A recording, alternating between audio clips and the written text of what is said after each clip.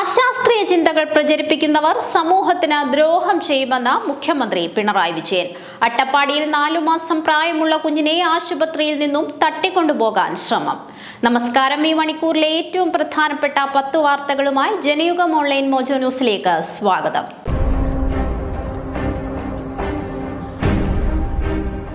ആധുനിക വൈദ്യശാസ്ത്രം ഏറെ പുരോഗമിച്ച കാലത്ത് അശാസ്ത്രീയ ചിന്തകൾ പ്രചരിപ്പിക്കുന്നവർ സമൂഹത്തിന് വലിയ ദ്രോഹം ചെയ്യുകയാണെന്ന് മുഖ്യമന്ത്രി പിണറായി വിജയൻ. സമൂഹത്തിന് ദ്രോഹം ചെയ്യുന്നവർ സാമൂഹ്യ ദ്രോഹികളാണെന്നും അദ്ദേഹം പറഞ്ഞു. വടകര ജില്ലാ ആശുപത്രിക്ക് വേണ്ടി 83 കോടി രൂപ ചിലവിൽ നിർമ്മിക്കുന്ന പുതിയ കെട്ടിടത്തിന്റെ ശിലാസ്ഥാപനം നിർവഹിക്കുകയായിരുന്നു അദ്ദേഹം.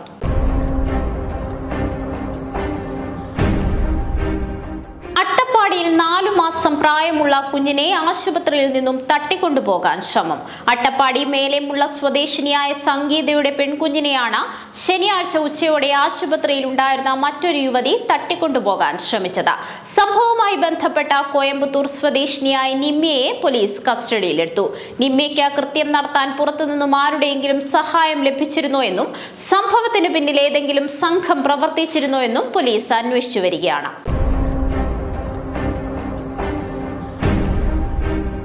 കോഴിക്കോട് രൂപതയെ അതിരൂപതയായി ഉയർത്തി വത്തിക്കാൻ മാർപ്പാപ്പയുടെ വത്തിക്കാൻ പ്രഖ്യാപനത്തിലാണ് അതിരൂപതയായി ഉയർത്തിയത്. ബിഷപ്പ് വർഗീസ് ചക്കാലക്കിനെ കോഴിക്കോട് അതിരൂപതയുടെ പ്രഥമ ആർച്ച് ബിഷപ്പായും പ്രഖ്യാപിച്ചു.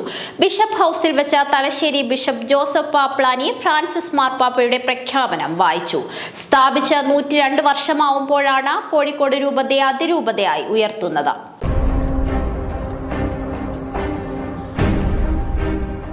ഡൽഹി ഇന്ദിരാഗാന്ധി രാജ്യാന്തര വിമാനത്താവളത്തിൽ മോശം കാലാവസ്ഥയെ തുടർന്ന് വൈകിയത് 350-ലേറെ സർവീസുകൾ. പൊടിക്കാറ്റിനെ തുടർന്ന് ഇന്നലെ വിമാനങ്ങൾ വൈകിയത് ഇന്നും വിമാനത്താവളത്തിന്റെ പ്രവർത്തനങ്ങളെ ബാധിച്ചു. വിമാനത്താവളത്തിൽ യാത്രക്കാരുടെ വൻ തിരക്കാണ്. മണിക്കൂറുകളോളമാണ് യാത്രക്കാർ വിമാനത്താവളത്തിൽ കുടുങ്ങിയത്.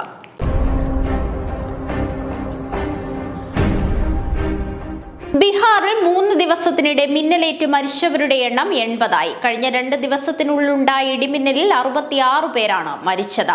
നാലന്ദ ജില്ലയിലാണ് ഏറ്റവും കൂടുതൽ മരണം. അവിടെ മാത്രം 23 പേരാണ് മരിച്ചത്. ഭോജ്പൂർ, സിവാൻ, ഗയ, പാട്ന, ഷേഖ്പുര, ജഹനാബാദ്, ഗോപാൽഗഞ്ച്, മുസഫർപൂർ, അർവാൾ, നവാഡ, ഭാഗൽപൂർ എന്നിവിടങ്ങളിലും മരണം സംഭവിച്ചു. 4 വർഷത്തിനിടെ ഇത് 2ാം തവണയാണ് ഇത്രയധികം ആളുകൾ ഒറ്റ ദിവസം കൊണ്ട് മരിക്കുന്നത്.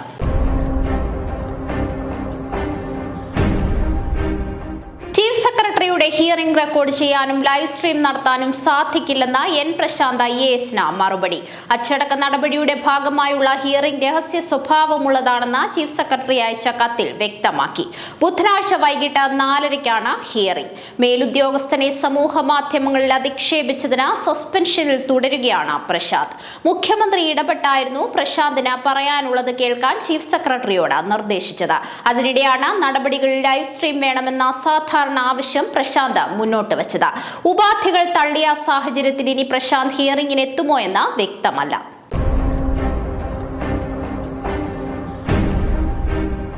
ഹരിയാനയിലെ സോനിപ്പട്ടിൽ OP ജിൻഡാൽ സർവകലാശാലയിൽ പെൺസുഹൃത്തിനെ സ്യൂട്ട് കേസിലാക്കി ഹോസ്റ്റലിലേക്ക് കടത്താൻ ശ്രമം.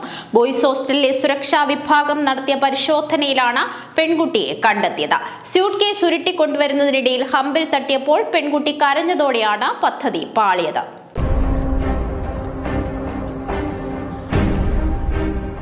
പശ്ചിമ ബംഗാളിൽ വഖഫ് ഭേദഗതി നിയമത്തിനെതിരായ പ്രതിഷേധം അക്രമാസക്തം. ശനിയാഴ്ച മുർഷിദാബാദിൽ നടന്ന പുതിയ അക്രമത്തിൽ 2 പേരെ ജനക്കൂട്ടം വെട്ടിക്കൊന്നു. മറ്റൊരാൾക്ക് പരിക്കേറ്റു.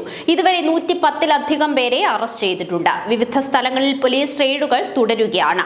അക്രമാസക്തമായ പ്രതിഷേധങ്ങൾക്കിടയിൽ പശ്ചിമ ബംഗാൾ മുഖ്യമന്ത്രി മമതാ ബാനർജി വഖഫ് ഭേദഗതി നിയമം സംസ്ഥാനത്ത് നടപ്പിലാക്കില്ലെന്ന് പ്രഖ്യാപിച്ചു. അതേസമയം അക്രമത്തിൽ തൃണമൂൽ കോൺഗ്രസിനെ ലക്ഷ്യമിട്ട് BJP പ്രതിഷേധ പ്രകടനങ്ങളും നടത്തി.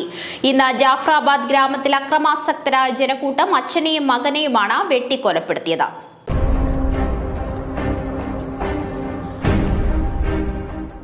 നാഷണൽ ഹെറാൾഡ് കേസുമായി ബന്ധപ്പെട്ട 700 കോടി രൂപയുടെ സ്വത്തുക്കൾ കണ്ടുകെട്ടാനുള്ള നടപടികൾ ആരംഭിച്ച എൻഫോഴ്സ്മെന്റ് ഡയറക്ടറേറ്റ്. നാഷണൽ ഹെറാൾഡിന്റെ ഉടമകളായ അസോസിയേറ്റഡ് ജേർണൽസ് ലിമിറ്റഡിന്റെ സ്വത്താണ് കണ്ടുകെട്ടുന്നത്. കോൺഗ്രസ് നേതാക്കളായ രാഹുൽ ഗാന്ധി, സോണിയാഗാന്ധി എന്നിവരാണ് കേസിൽ പ്രധാനമായും ആരോപണം നേരിടുന്നത്. ലക്നൌ, മുംബൈ, ഡൽഹി എന്നിവിടങ്ങളിലെ വസ്തുവകകൾക്ക് പുറമെ Delhi Bahadur Shah Zafar മാർഗിലെ Herald ഹൌസും കണ്ടുകെട്ടു.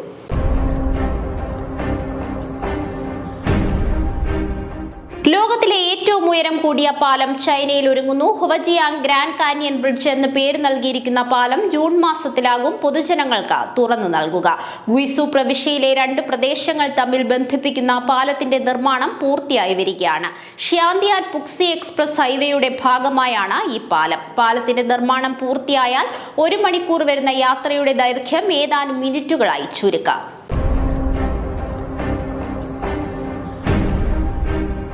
Janayugom online mojo ന്യൂസിലൂടെ വീണ്ടും കാണാം. കൂടുതൽ വാർത്തകൾക്കും വീഡിയോകൾക്കുമായി ജനയുഗത്തിന്റെ വെബ്സൈറ്റ്, യൂട്യൂബ് ചാനലുകൾ സന്ദർശിക്കുക.